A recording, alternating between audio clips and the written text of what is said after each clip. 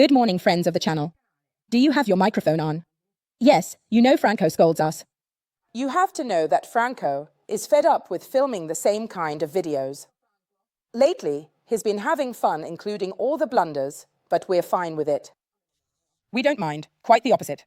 Now, enough chit-chat. Let's get started by explaining what we're doing today. This lovely table, presumably walnut, was gifted to us by Franco, and today we're going to lighten it up a bit. It's a beautiful table. It's got good wood underneath. So I want to start by taking it outside to let it breathe.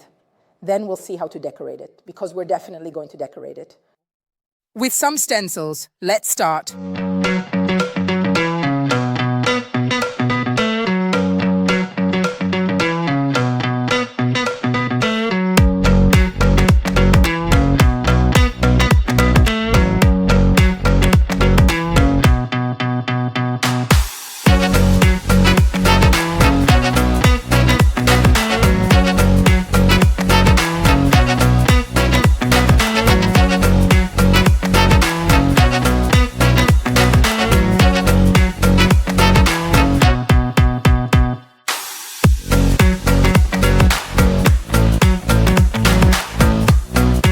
I'm lucky enough to have this fantastic sander that doesn't make me work hard.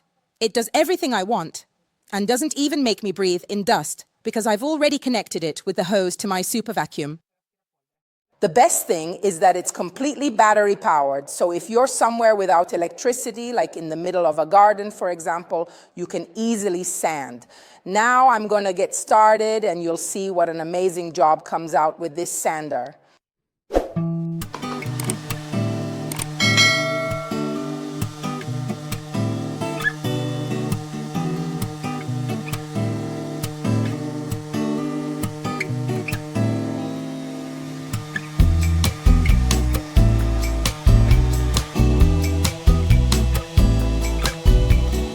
As you can see, there's no dust because my vacuum is still on, and the sandpaper is amazing because it's transparent and breathable.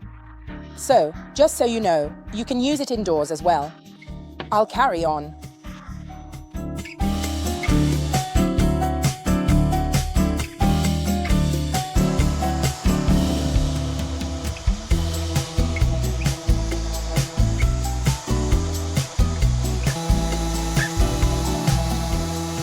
The table is all nicely sanded, and the people here have already told me, let's leave it like this, just a nice coat of finishing wax.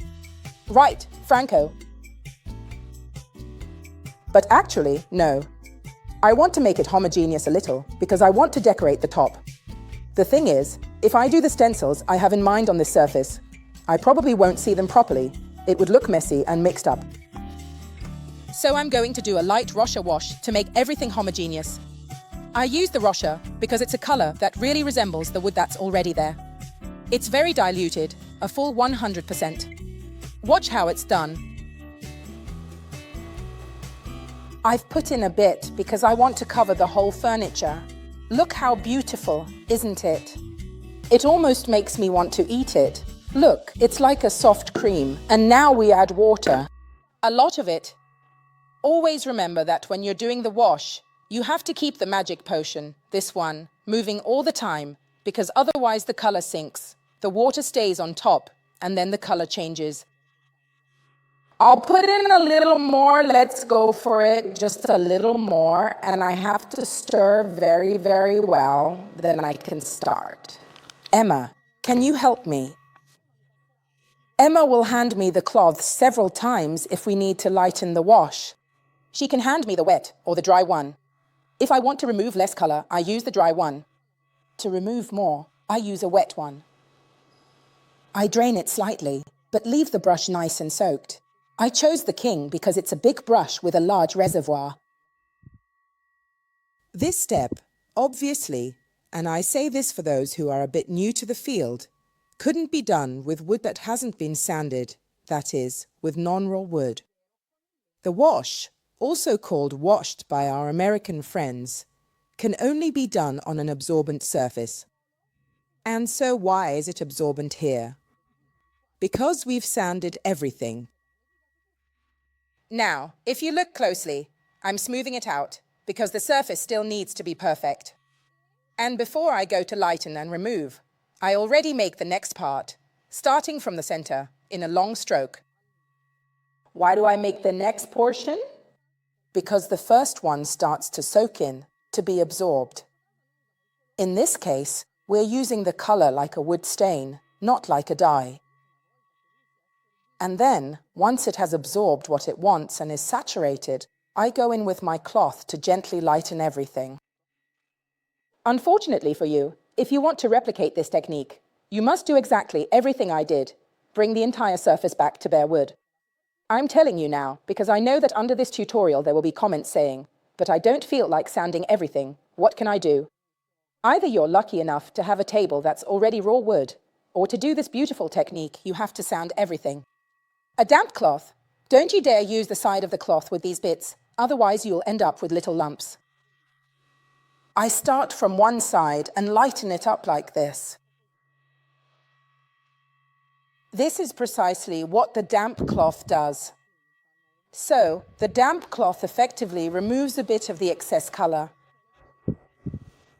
The dry cloth dries it and makes it permanently set. Just look at this. It's really wonderful. This beautiful wood is truly stunning because we've carefully managed to keep the light wood intact, and by helping in showing its natural grain, we have successfully achieved this truly magnificent result.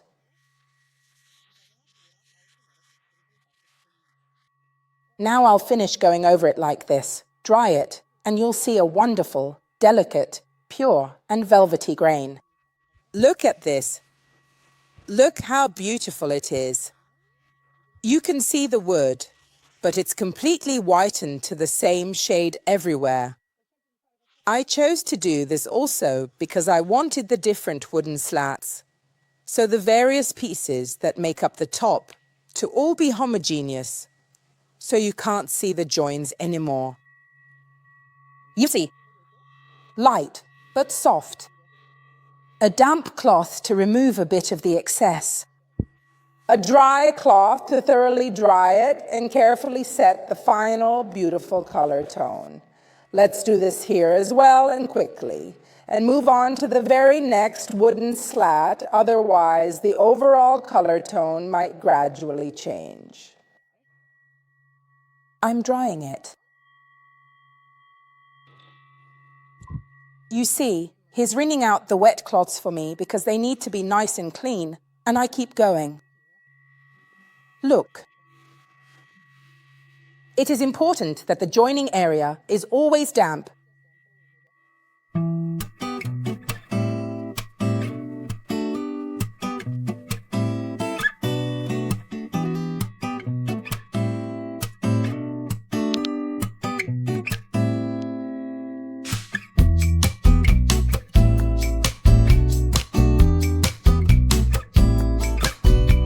Your hand also needs to be consistent, meaning you have to be careful not to apply more color in some spots and less in others. You need to adjust the brush and the pressure and make sure everything is even. Same for the pressure you apply. I smooth it out. I also do the front edge, and I finish the sides too, because it would look bad to show two different things here as well. You really have to be precise, because you can see everything. Okay, and now the last part.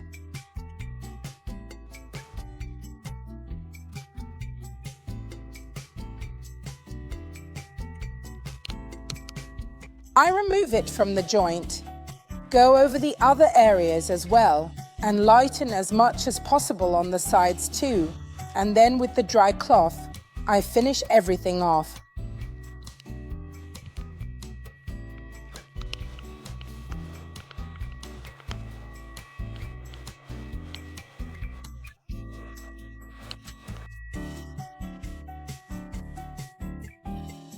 I carefully dry it, helping the wood to absorb the very last traces of color that it hasn't yet fully taken in, and I patiently wait for everything to completely even out in tone.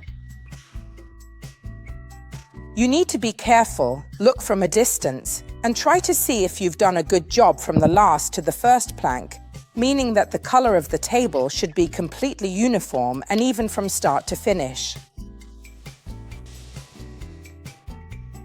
I do not like seeing streaks from the cloth on the table, so please be very careful. If you notice them, go over them straight away with a completely dry cloth and remove them, because they really are quite unsightly.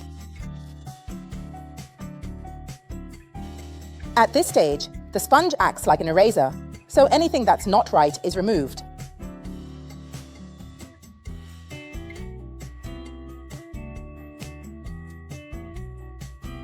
Only chalk paint allows us to do this kind of work, and they are, in general, more suitable for color washes. An enamel or a resin wouldn't be suitable for this kind of procedure. But not all paints have the pigmentation, creaminess, or gripping power of magic paint, so you can't do a job like this with just any paint. Be careful. We've already placed 3 pieces of paper tape, which start here and end up over there, against their will, because that's what I want. I want to finish here with my aromatic plant stencil, lift it up, and make it in the center. Obviously, I'll put 6 different plants on the long side and 3 different plants on the short side. It's easier to show than to explain, isn't it? Because I think they didn't understand, but they will get it. So, mirrored here and there. We have 6 stencils, but you said we need 7 divisions, because if there are 6 stencils, you need 7 divisions. To fit them, we need to put some paper tape every 5 centimeters.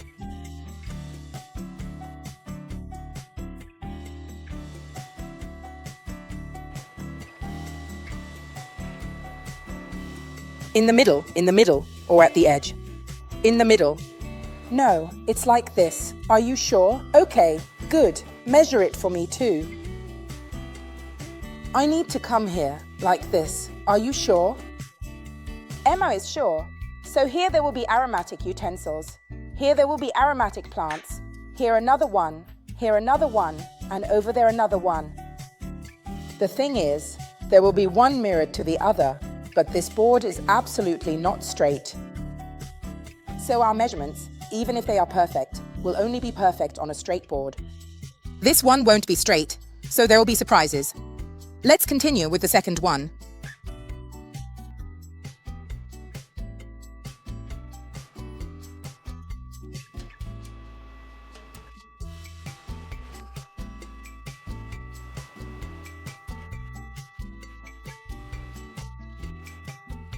Come on, let's go. We'll have fun making this grid and we'll carry on across the whole table. When we came up with this stencil, we had the clever idea of making it divisible as well. Maybe because we already had a feeling we'd be making restylings like this one, and having a stencil you can split would be absolutely brilliant. So there's already a dotted line. Just use some scissors to cut along it. Or you can use a knife, or do it by hand like Emma does, whatever you prefer, but you can split them. One, and voila, euphrasia. I'll start getting them ready. We'll cut them all. Emma and I have already started. When we do new things, we have too much fun and dive straight in. We decided to use a base of these 4 magic paint greens, Olivia, Royal Green, Elisir, and Lucky Forest, for a fresh, deep green touch. Whereas, we use the Nuit Parisienne to do the writing. If you want to do the same thing, remember that you can also save a bit by getting 1 green and maybe adding a bit of white or a bit of black. This way, since you already have black for the writing, you can use white to lighten the green and black to darken it. That way, you save some money. We've already made several herbs, like peppermint, like lemon balm, the other mint, parsley, but I'll show you how we're working. Now I'm moving on to the time. I lift up the paper tape I put down earlier and I go up to here. With the time, using my stencil, I stay in the center and go right up to the edge here. Now I pinch and tear off the excess so that my card is nice and secure. And voila, my stencil is nice and secure. If you want to secure it even more, you can use the leftover piece to hold it in place. There are loads of different types of thyme. This time, I'm starting with a darker base, dabbing like this, making sure not to smudge underneath. Be careful about that. Always do some tests on a piece of cardboard. Take a bit of cardboard and stencil on that the first time. Don't do it straight onto the furniture. Do it on this bit of cardboard. Now I've done it all with dark green. In the meantime, I let my lucky forest dry for a moment, and I'll do the writing now as well, so I can make the most of my time. I'm doing the writing with Nuit Parisienne. Why did you put tape on? Because, as you can see, the word is so tiny that we don't want to smudge it onto the table, so Emma uses this method. Now, the lucky forest has dried a little bit, so I'm going to carefully add a few delicate touches of different, vibrant color. I'm using a small amount of Olivia, and I'm gently dabbing it onto the outermost dots of the thyme.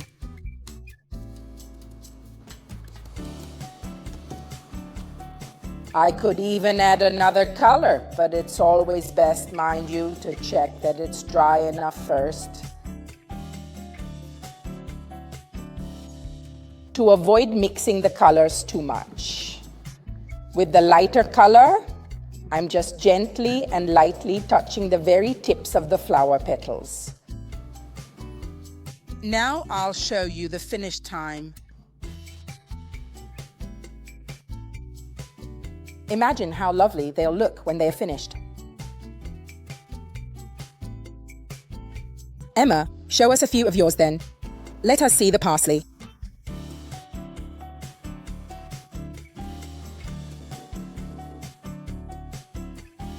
Peppermint.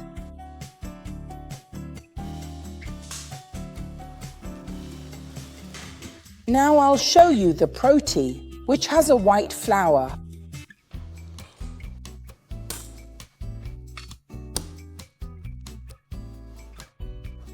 I'm doing the base with royal green.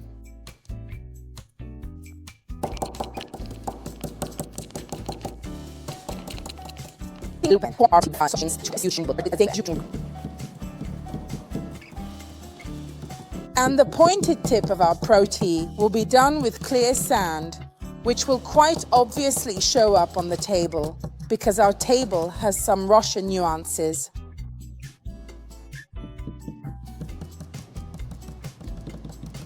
Let's see how it turned out. Very delicate. We're almost finished with our table, and I really love it. We've already decided to change the handles, and we'll put on these lovely ones from the Cherry on the Cake collection, which are shell-shaped. I really like them. They'll add a little jewel-like touch, and we want to enrich it with a central panel.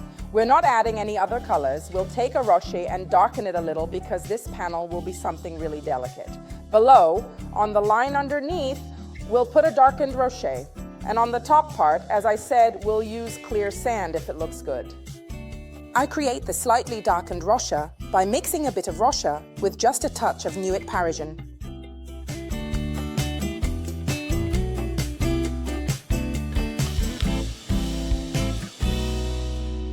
I've carefully made my color by darkening Rocher with Nuit Parisienne, and now, using a flat-tipped brush, I'm going to precisely create this decorative panel all around the table.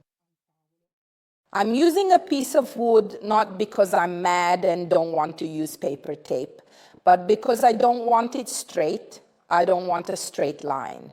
The fact is, this table isn't straight. From one side to the other, there's almost a 5 centimeter difference.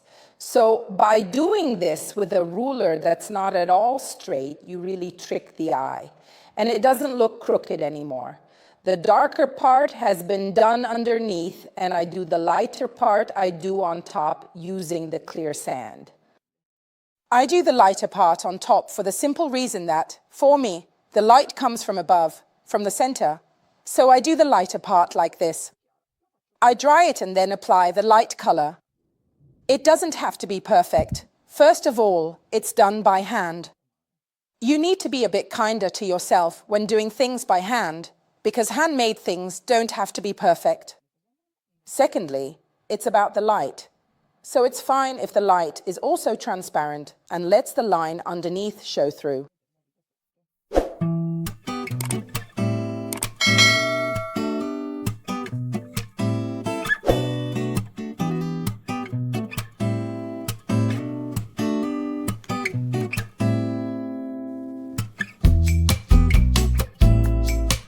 A touch of matte protective coating. Matte because I don't want it to be visible, as glossy or satin wouldn't suit this restyling. I'm using the King brush as it holds a lot of product, and the rough table needs quite a lot protective coating. Let's get started. When applying protective coating to tables this large, you always start spreading it from the center and then work it outwards to the sides. Then use this motion to completely smooth out the product. Once the matte protective finish is applied and dried, it becomes invisible, so don't worry. Even if you're not perfect at applying it, it's really easy to use and you never see any flaws. This way, it will always be easy. You can see that the color becomes a bit more vibrant and slightly darker. This is normal. It always happens with the protective coating. Now I'll protect the whole table properly, and then we'll set it up in its space. This restyling is finished. If you remember this lovely wall, let me remind you there's a tutorial about it in the Magic Wall playlist on the Elisa and Magic Paint channel. So remember, old videos are still very important. Don't think only new ones matter. Go watch older ones when you need something. In fact, this beautiful table looks great against this Elisir wall because it fits the botanical theme. But even if you're not interested in botanical themes, pay close attention to the steps done on this table because the wash to make the uneven wood homogeneous is a really important step we often forget. There's not only the marron glacé, a so-called wood stain, but you can actually make the wood any color you want, shades of blue, pink, or simply lighter. So this tutorial is very important, not just for the stencil itself, even though it can be a source of inspiration, but for how important it is to fix up certain pieces of furniture, tables, or accessories that have uneven or patchy wood. The wash always sorts everything out and makes it look beautiful and unique. I'll say goodbye now and remind you that you can only find Magic Paint products at authorized retailers listed on magicpaint.it, where you'll find a map divided by region, or on the only Italian website that sells it, elisirhome.com. You won't find it on Amazon, so keep that in mind. Let me know in the comments if you enjoyed the video. Goodbye.